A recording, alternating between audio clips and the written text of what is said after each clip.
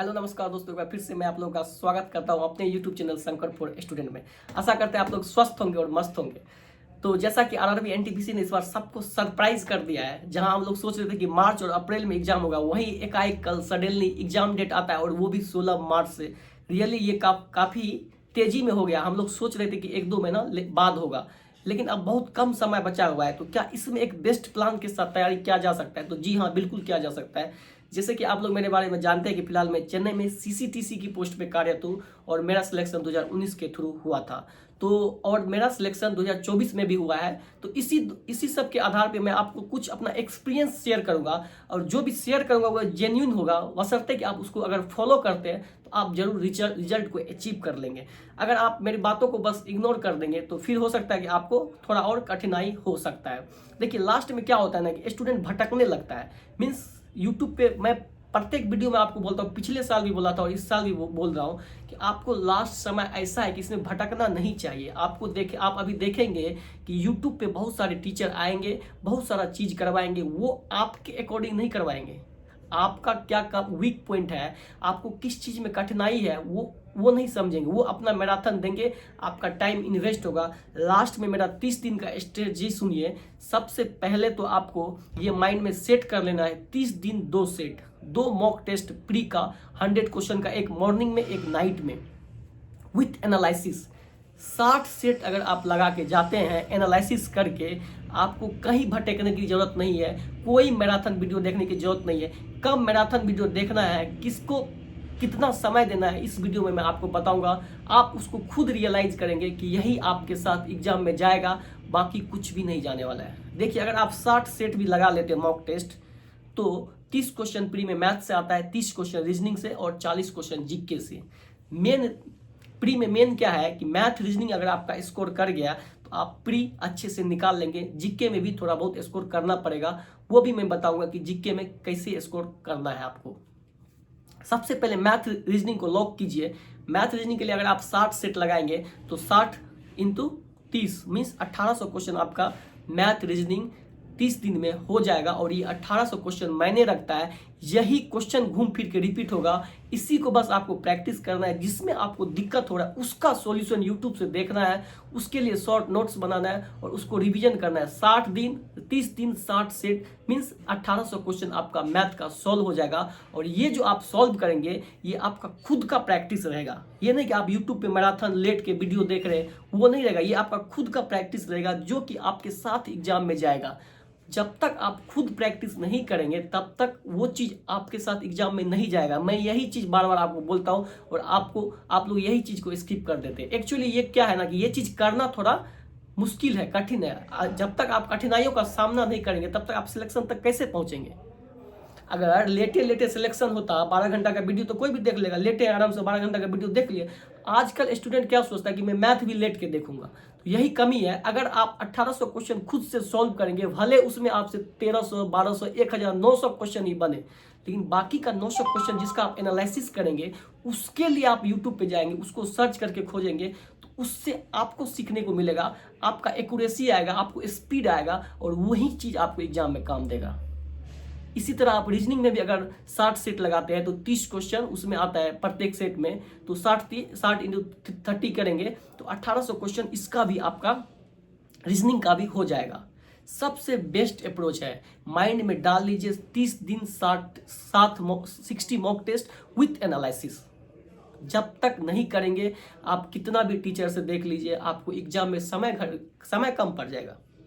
Mock test अगर practice नहीं करेंगे तो आप एग्जाम में सब कुछ आते हुए भी नहीं बना पाएंगे। जो एग्जाम में प्रेशर झेले हैं उनसे जाके पूछिए। इजी क्वेश्चन में आपका दिमाग काम नहीं करेगा कि इसमें क्या कौन सा लॉजिक लगेगा। इसीलिए प्रैक्टिस मस्ट है। प्लीज उस पे समय, अभी यूट्यूब पे समय कम देके खुद का सेल्फ का प्रैक्टिस कीजिए और उसको लेके एग्जाम में जाइए। आप डेफिनेटली स्कोर करेंगे। 1800 क्वेश्चन मैंने रखता है, अगर आप बना के जाएंगे, यकीन मानिए आपको सब टाइप का क्वेश्चन कवर रहेगा और आप एग्जाम में क्विकली किसी चीज को कैच कर पाएंगे।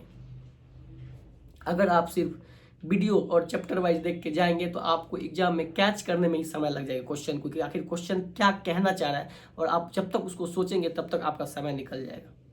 तो यही चीज़ है, आप पहले ये चीज़ करके देखिए। अगर इतना दिन से आप नहीं किए हैं तो प्लीज़ एक बार लास्ट में अपना खुद का एफर्ट लगाइए, आलस को त्यागिए।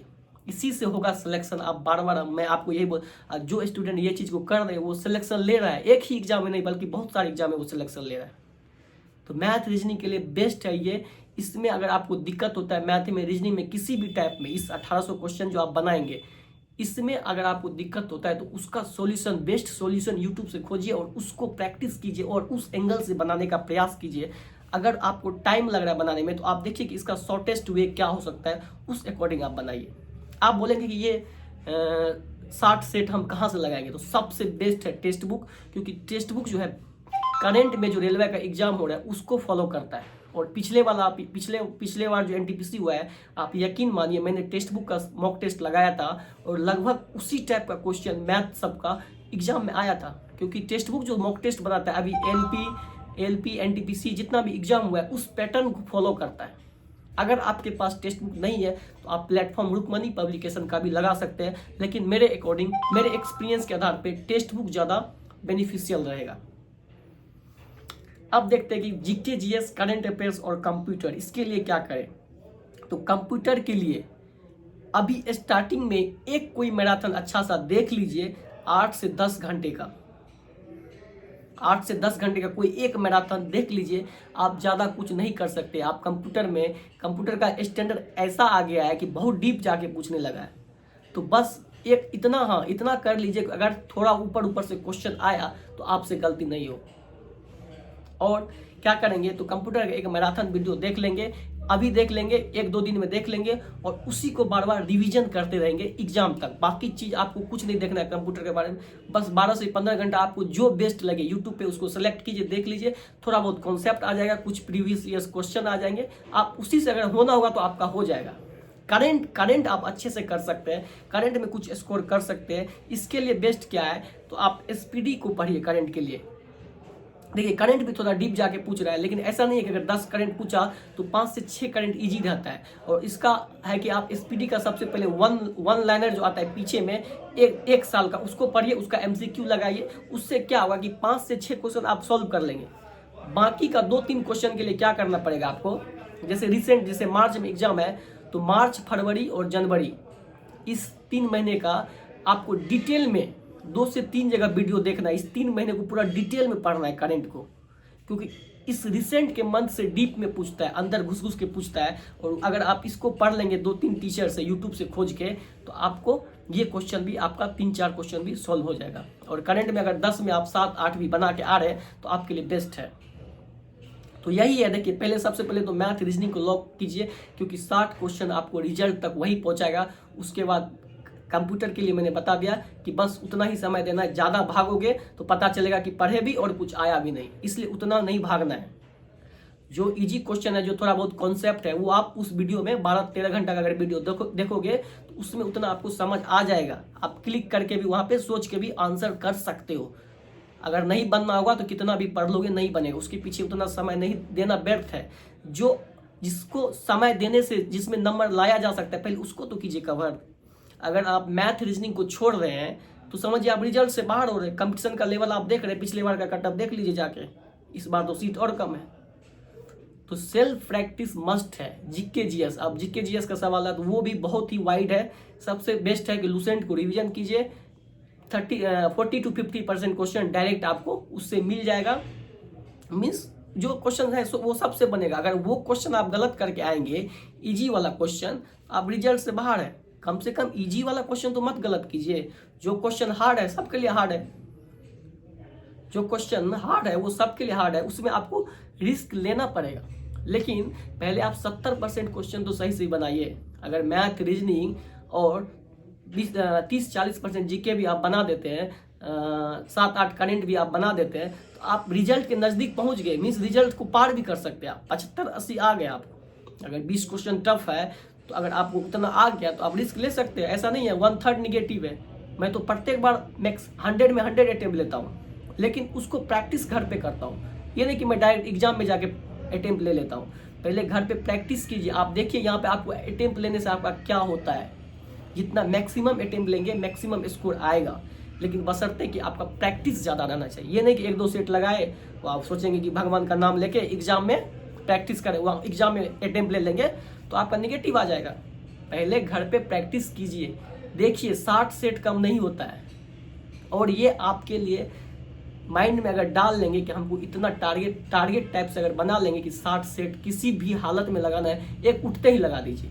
मॉर्निंग में उठे, ब्रश किए, फ्रेश हुए, नाश्ता से पहले कर दीजिए 1 सेट, फिर नाश्ता करते करते एनालिसिस कर लीजिए, फिर बीच में पढ़िए उसको, क्या कमी है उसको सुधार कीजिए, कितना क्या सब बच गया है, क्या टॉपिक छूटा है उसको सुधार कीजिए, और फिर शाम ढलते ढलते 1 सेट फिर लगा लीजिए, फिर उसका सोते तक एनालिसिस करते रहिए। सबसे बेस्ट है मेरे भाई। अब जो आप सोचोगे कि मैं चैप्टर वाइज जीके पढ़ूँ, चैप्टर वाइज, नहीं हो पाएगा। पढ़ के भी आप कुछ नहीं कर पाओगे। आपको सब कुछ आता रहेगा लेकिन आप एग्जाम में नहीं कर पाओगे, इसकी मैं गारंटी देता हूँ, जब तक आप प्रैक्टिस करके नहीं जाओगे। किसी का बुक खत्म नहीं होता है, कोई भी स्टूडेंट कंप्लीट बुक खत्म नहीं किया, ये मैं बोल सकता हूँ दावा के साथ। जो भी स्टूडेंट आज सिलेक्शन लिया है, आप उनसे जाके पूछिए, वो बोलेगा कि मॉक टेस्ट मस्ट है। आप SSC CGL का टॉपर का इंटरव्यू देखिए, बोला कि मैं टेक्स्ट बुक का पूरा सेट बना के गया हूँ, ओलीवर्ड का बना के गया हूँ। तो मॉक टेस्ट मस्ट है, आपको ये चीज़ समझना पड़ेगा, क्योंकि वो आपका खुद का प्रैक्टिस है।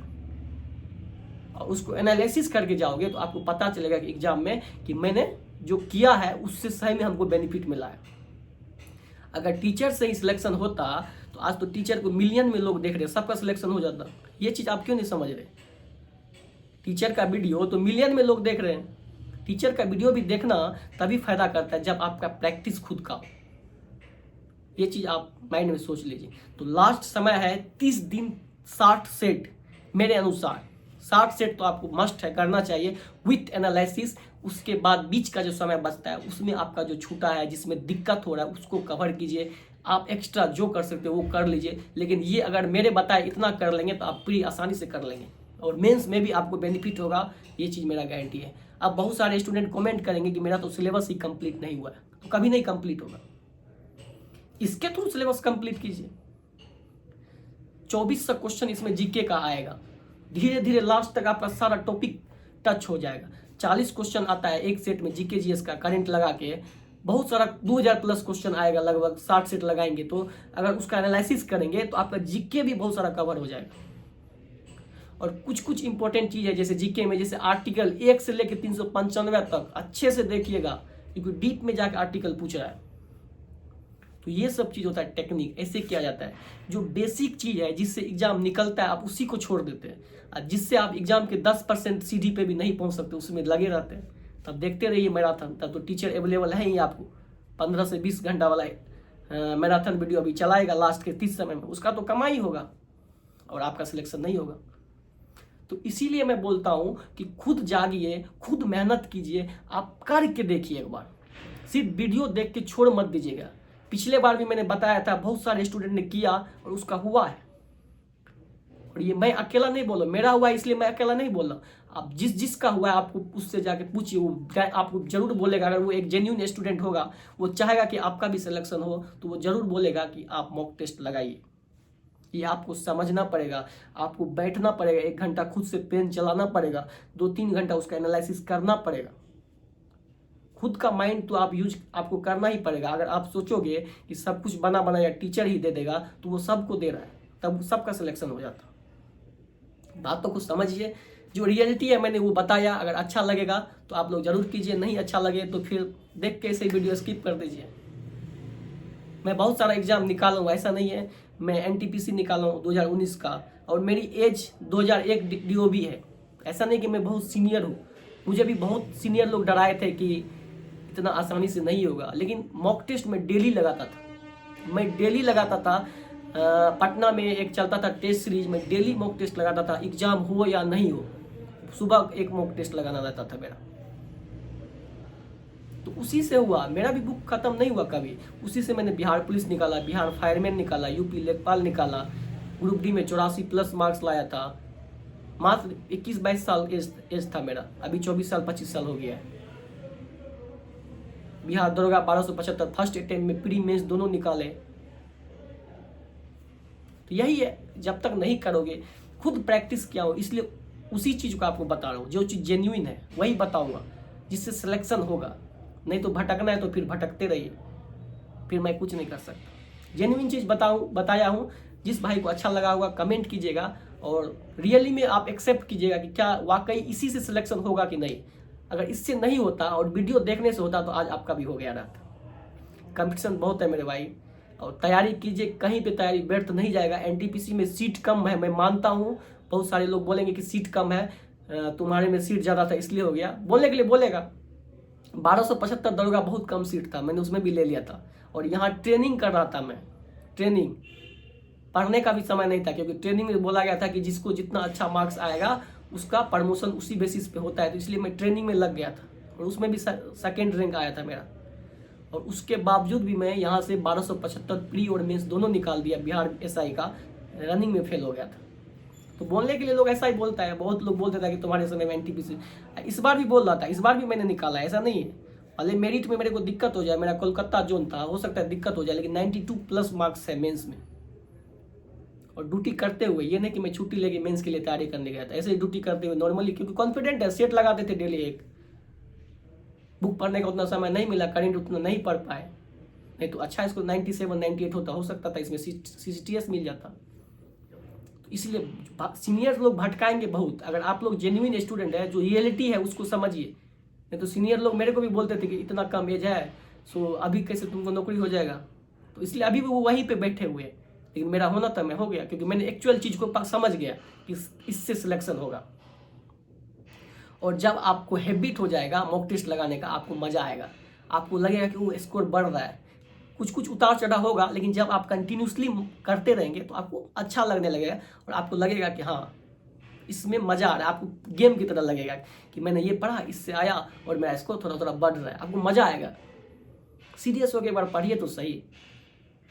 और ये नहीं है कि अगर आप एनटीपीसी का तैयारी करेंगे तो उधर बिहार एसएससी अपॉर्चुनिटी है आपके लिए। 24,000 सीट है इंटर स्तरीय में।